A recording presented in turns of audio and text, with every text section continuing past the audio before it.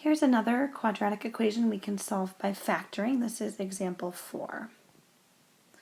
The quadratic equation is 7x squared minus 24x equals negative 3x.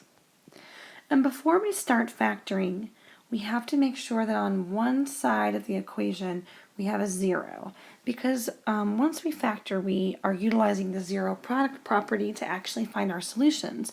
So we have to have a 0 on one side of the equation before we even start factoring. So I think I'm going to add 3x on both sides, because then that will give me 7x squared minus 21x equals 0. So now I'm really set up to use the zero product property after I do some factoring here on the left side. So I look at the left side, I only have two terms, and I can factor out a 7 from both of the terms, and I can also factor out an x. So I'll factor out a 7x.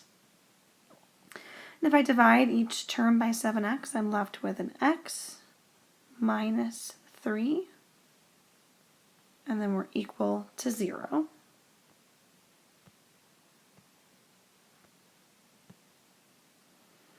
And so then I can use the zero product property. I have 7x times x minus 3 equals 0.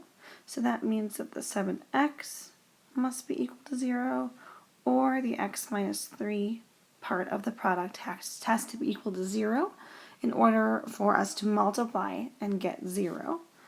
So then we get two solutions. Over here, x would have to be 0, and over here, x would have to be 3.